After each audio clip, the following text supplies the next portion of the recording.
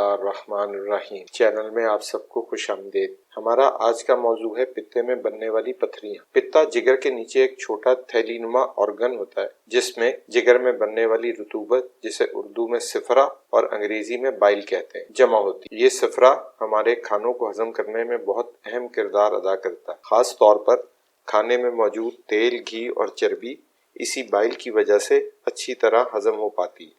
پتے میں بننے والی پتھریاں مختلف سائز کی ہو سکتی ہیں۔ یہ مسور کی دال کے دانے سے لے کر 1 انچ کے سائز تک ہو سکتی ہیں۔ اب سوال یہ ہے کہ یہ پتھریاں کس چیز کی بنی ہوتی؟ تو یہ عام طور پر کولیسٹرول یا بلیروبن سے بنتی۔ بلیروبن بھی بائل میں پائی جانے والی اور جگر میں بننے والی ایک رطوبت ہوتی ہے، اور ہمارا جگر بلیروبن کے ساتھ ساتھ کولیسٹرول بھی تیار کرتا ہے جو ہمارے جسم میں کئی طرح کے کام انجام دیتا ہے۔ بہرحال کچھ حالتوں میں نارمل پیدا ہونے والے اجزاء اکیلے یا مل کر یہ پتھریاں پیدا کرتے ہیں۔ پتے میں پتھریاں بننے کی کئی وجوہات ہو سکتی ہیں، جس میں سرفہرست ہائی کولیسٹرول والے کھانے، موٹاپا، تیزی سے وزن کم کرنے کی کوشش اور سست انداز زندگی یعنی جس روٹین میں چلنا پھرنا اور ہل جل کر کام کرنے کی کمی ہو اہم ہے۔ پتے میں بننے والی پتھریوں کے لیے ڈاکٹرز تو فوراً آپریشن کا مشورہ دیتے ہیں، جس میں وہ سرجری کے ذریعے پتے کو کاٹ کر جسم سے باہر نکال دیتے ہیں، یعنی نہ رہے بانس اور نہ بجے بانسری والا معاملہ کرتے ہیں۔ لیکن حکمت اور آیوروید میں پتے کی پتھریوں کے لیے ایسی جڑی بوٹیاں اور دوائیں موجود ہیں جن کو اگر یقین کے ساتھ استعمال کیا جائے تو نہ صرف پتے میں بن چکی پتھریاں بھی گل جاتی ہیں، بلکہ یہ دوائیں اور غذائیں اگر آپ کبھی کبھار استعمال کرتے رہیں تو پتھریاں بننے کا امکان بھی کم ہو جاتا ہے۔ علاج کے طور پر ککروندہ،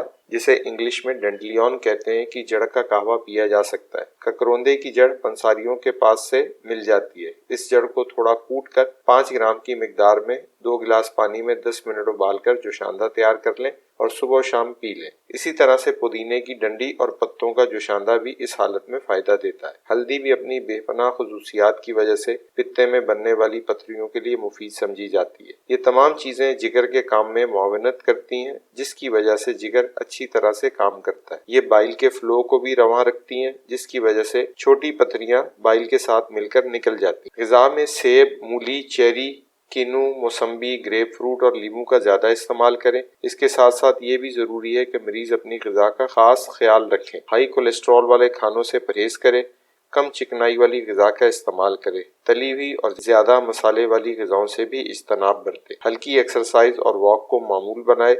رات دیر تک جاگنے کی عادت کو بھی ترک کریں۔ بازاری کھانوں اور ڈبہ بند غذاؤں کا بکثرت استعمال بھی پتے میں پتھری بننے کے عمل میں تیزی پیدا کرتا ہے، تو ان سے اجتناب بھی ضرور۔ ان چند غذائی عادات کو اپنانے سے اور چند دواؤں کے استعمال سے امید ہے آپ کو اپنی صحت بہتر کرنے میں کچھ مدد ضرور ملے گی۔ ویڈیو اگر اچھی لگی ہو تو اسے لائک اور شیئر کر دیں، اور برائے مہربانی چینل کو بھی سبسکرائب کر دیں۔ اپنا اور اپنے ارد گرد کے لوگوں کا بہت خیال رکھیں۔ اللہ نگہبان۔